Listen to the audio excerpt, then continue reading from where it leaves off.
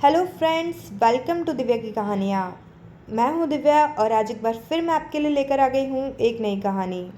दोस्तों, हमारे जीवन में अक्सर ये सवाल आता है कि हम इतनी मेहनत करते हैं, इतना काम करते हैं, फिर भी हमें जीवन में सफलता क्यों नहीं मिलती। हमसे कम मेहनत करने वाले लोग आगे बढ़ जाते हैं और हम पीछे रह जाते हैं। ऐसा क्यों होता है? आइए जानते हैं आज की कहानी से।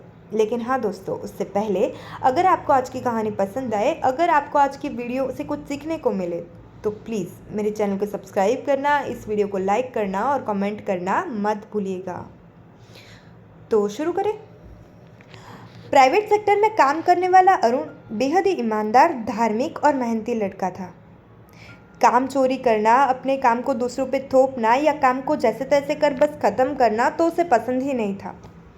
वो हमेशा ईमानदारी के साथ अच्छे से खुद को दिया हुआ काम ख़त्म करता था।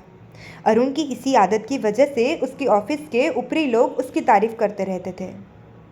इतना ही नहीं, मध्यम परिवार का होने के बावजूद अरुण के स्वाभिमान और ईमानदारी जैसे गुण देखकर उसके साथ उसके ऑफिस में काम करने वाले लोग उसे कलयुग का हरिश्चंद्र कहकर बुलाते थे।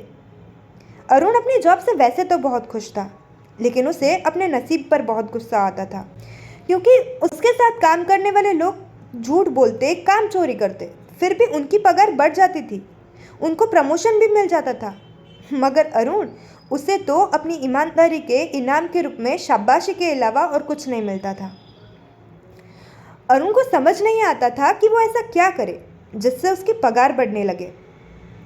एक दिन उसने अपने मोबाइल में किसी बाबा के बारे में देखा। शायद ये बाबा ही उसकी नैया पार लगा दे।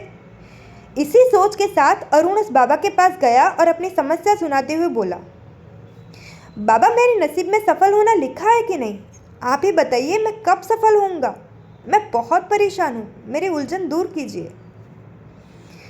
वत्स, तुम्हारे नसीब में धन वैभव की कोई कमी नहीं है। आज नहीं तो कल तुम्हें कामयाबी अवश्य मिलेगी। बस तुम केवल आंख कान खुले रखना, क्योंकि सफलता किस रूप से, किस मार्ग से आएगी ये कहा नहीं जा सकता। बाबा ने कहा और अरुण के हाथ में प्रसाद दे दिया। बाबा से मिला प्रसाद लिए अरुण वहां से निकल गया। रात को घर पहुंचकर वो सफलता का मार्ग क्या होगा जिसके बारे में बाबा बात कर रहे थे, यही सोचते सोचते वो सो गया। सुबह होते ही हर रोज की तरह अरुण फिर ऑफिस पहुंचा। दोपहर के लंच ब्रेक में उसके बॉस ने उसे कैबिन में बुलाया और कहा, अरुण, हम सिंगापुर में एक नया बिजनेस शुरू कर रहे हैं। हमारे इस बिजनेस से काफ़ी अलग काम है वो। वैसे तो उसके लिए हमें किसी अनुभवी इंसान को रखना चाहिए, मगर तुम्हारी ईमानदारी को देखते हुए मैं ऊपरी को इसके लिए तुम्हारा नाम देने के बारे में सोच रहा हूँ। तुम्हें वहाँ रहने खाने की सुविधा दे दी जाएगी, लेकिन हाँ, इसके लिए तुम्हें अपने परिवार से दूर रहना होगा और अपनी इंग्लिश भी सुधारनी होगी। थोड़े और तौर तरीके भी सीखने होंगे। बोलो, तुम जाओगे? बॉस ने अपनी बात खत्म करते हुए पूछा। अरुण सोचने लगा, फिर थोड़ी देर बाद सोचने के बाद बोला, सर, इतनी इंग्लिश सीखने में मुझे इतनी मुश्किल हुई, अब और इंग्लिश कैसे सीख पाऊंगा? और जो इतने सालों में नहीं हुआ वो इतने कम समय में कैसे होगा? वहाँ की भाषा, वहाँ के तौर तरीके। आपके फैसले की कदर करता हूँ सर, लेकिन मैं नहीं कर पाऊंगा, अरुण ने कहा और कैबिन से निकल गया। कुछ दिनों बाद फिर बॉस ने अरुण को कैबिन में बुलाया और कहने लगे, अरुण, मैं जानता हूँ कि तुम मार्केटिंग फील्ड से नहीं हो, लेकिन तुम भी जानते हो ना, अभी मार्केटिंग डिपार्टमेंट में एक जगह खाली है। अगर तुम अपना और उस डिपार्टमेंट का काम संभाल लेते हो तो तुम्हें भी फ़ायदा होगा और हमें भी। अरुण फिर सोच में पड़ा।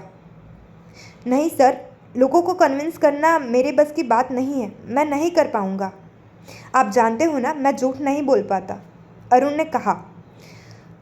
अपनी रिस्क न लेने की आदत की वजह से अरुण अपने पास आई 2 ऑफर को नकार चुका था, लेकिन उसे बाबा की बात अब भी याद थी।